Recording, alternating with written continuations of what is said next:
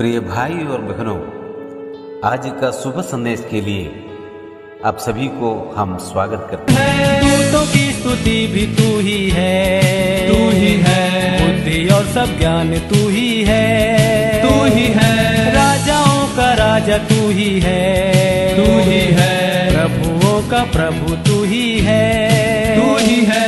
यीशु तू महान है, महान है।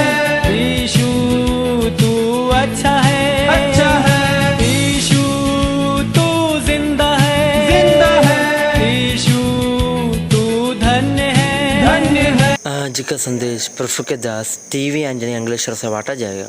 प्रार्थना के साथ सुनिए। जय मसीह की। सुबह संदेश के द्वारा परमेश्वर का वचन जो सुनते हैं सभी श्रोतागणों को हमारा हार्दिक स्वागत है।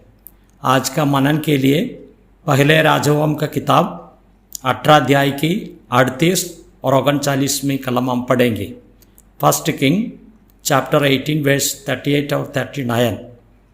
तब यहोवा की आग आकाश से प्रकट हुई और होमबलि का लकड़ी और पत्थरों और धूलि समेत भस्म कर दिया और गड्ढे में का जल भी सुखा दिया।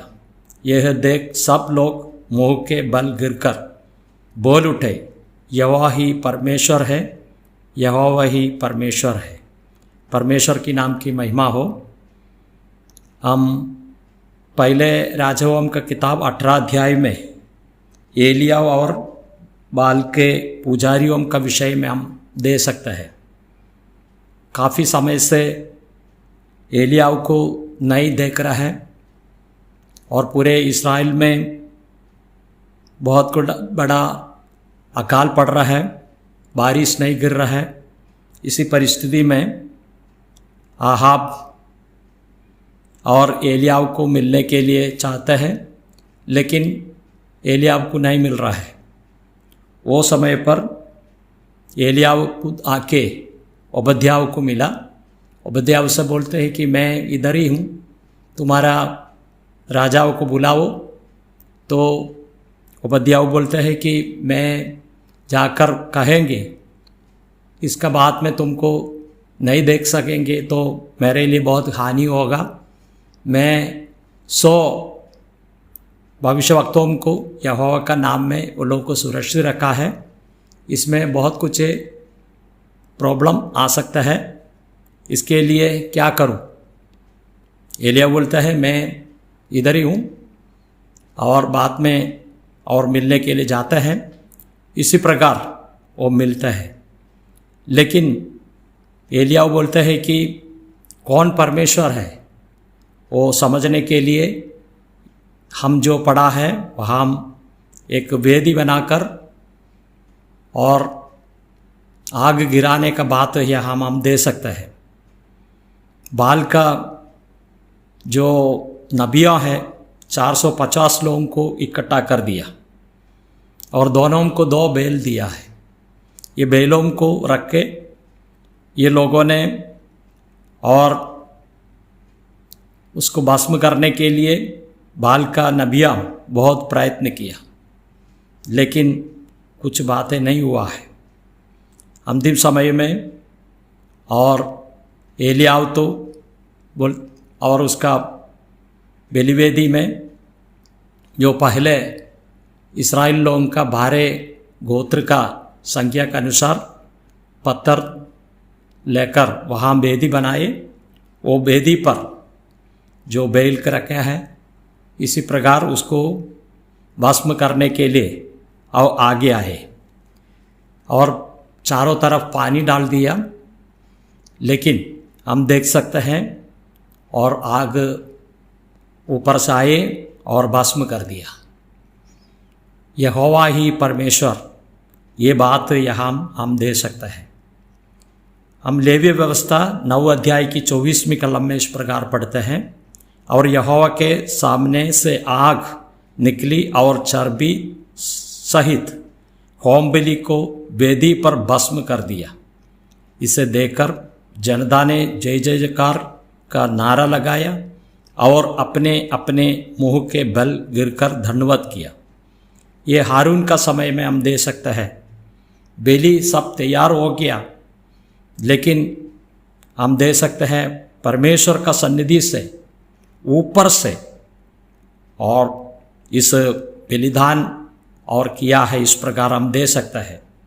बलिवेदी में जो पशु है उसको ऊपर से जो आग आकर गिरकर भस्म कर दिया, और परमेश्वर का काम इस प्रकार हम दे सकता है। लेकिन इस आग के बारे में हम दे सकते हैं परमेश्वर का आग ऊपर से आए। इस पृथ्वी में कुछ लोग आग से कुछ करते हैं, उसी प्रकार नहीं है। परमेश्वर का आग ऊपर से नीचे आए। हम न्यायाधीश का किताब अध्याय 6 का 21 में भी हम इस प्रकार पढ़ते हैं, तब यहोवा के दूत ने अपने हाथ की लाठी को बढ़ाकर मांस और अख़मीरी रोटियों को छुआ, और चट्टान से आग निकली, जिससे मांस और अख़मीरी रोटियां भस्म हो गई। तब यहोवा का दूत उसकी दृष्टि से ओझल हो गया। ये गिदयोन का संबंध में हम दे सकते हैं। गिदयोन का साथ में परमेश्वर आए हैं, एक स्वर्गदूत का और रूप में आए, लेकिन समय आएगा तो, और गिदयोन को कहते हैं कि तुम बेली के लिए सब अरेंजमेंट्स करो।